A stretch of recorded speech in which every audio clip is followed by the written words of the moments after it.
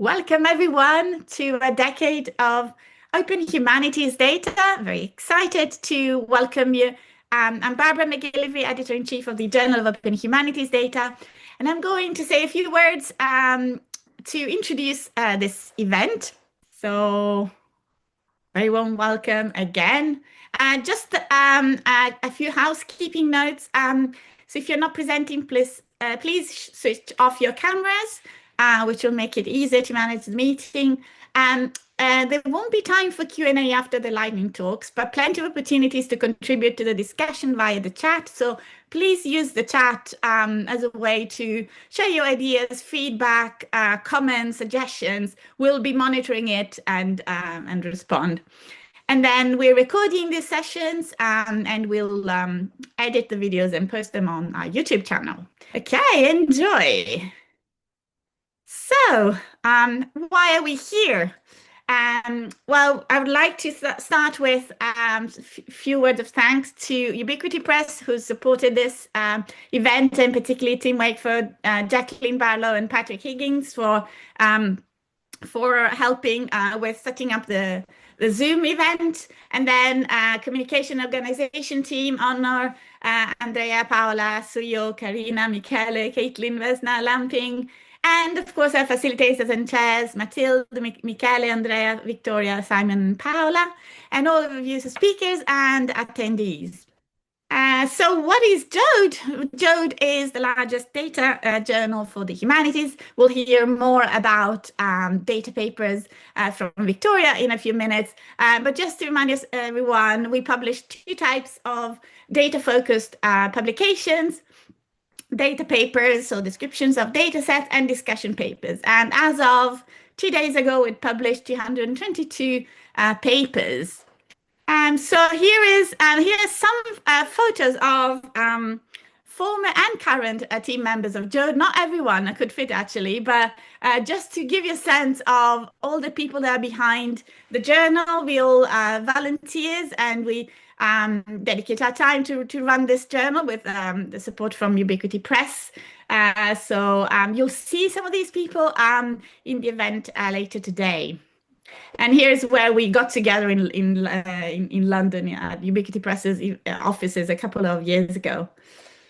And of course, I should not forget our editorial board. You'll hear from some of them today, and I just wanted to thank them for their contribution to the journal.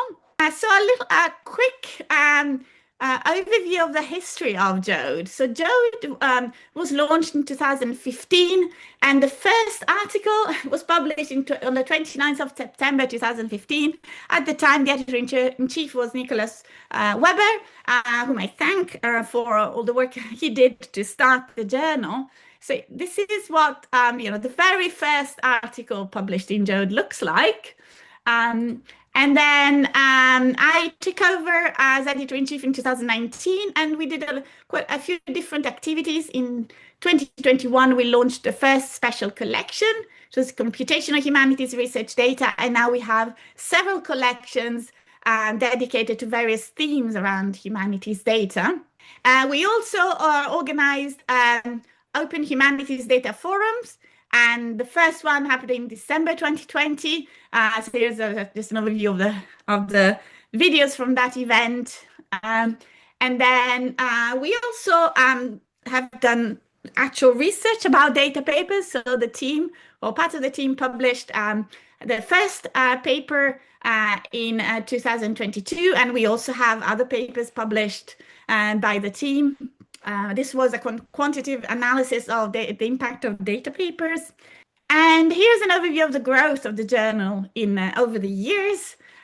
So you can see we've grown quite a lot, and we continue to grow. So this year is looking like we're going to publish more articles than ever before, which is great.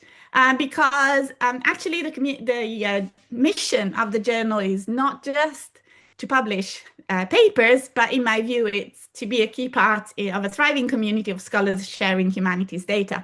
And because there's this heavy community component to the journal, we spent quite a lot of energy creating or sort of helping this community.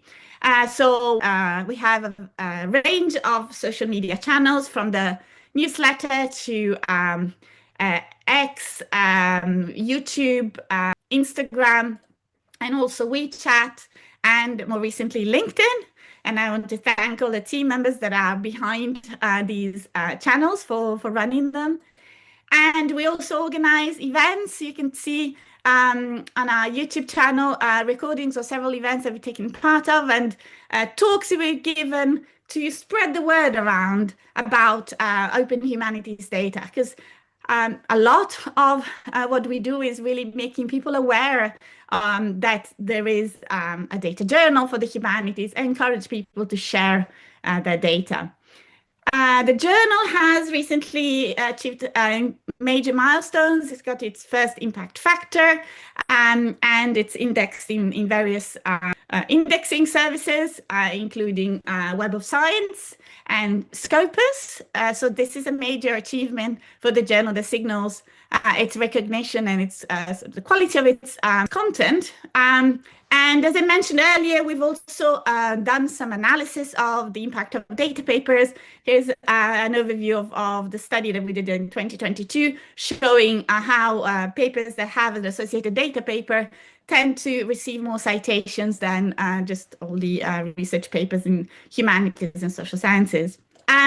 Now to this event, so an overview of participants.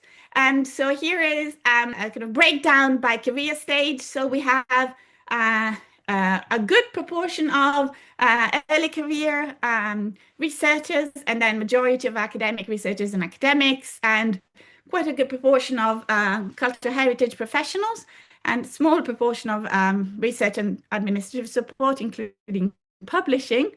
And here's an overview by continent in this session. So we have a majority of people from Europe, a good portion of people from Asia, and of course we're going to have a second session in the afternoon where we're going to have more people from so North America as well.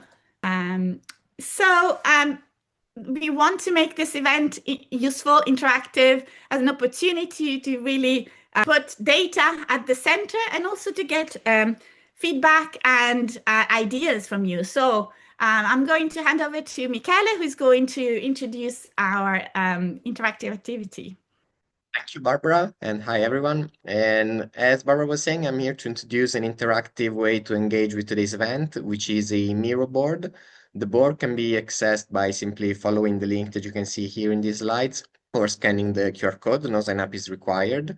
And you'll be taken to a virtual environment where you can just pick a sticky note and post any ideas, reflection, comments, and also interact with others, and maybe even find new opportunities for collaboration. There will be a dedicated interactive session later, but feel free to post at any time. We have suggested a few topics, but it is entirely customizable, so you can add whatever you'd like to talk about. And you will also see images populating the board during the day that are based on your posts and reflections. So that is all, and have fun. Thank you, Michele, and encourage everyone to pop into the board and write your ideas as the event goes on.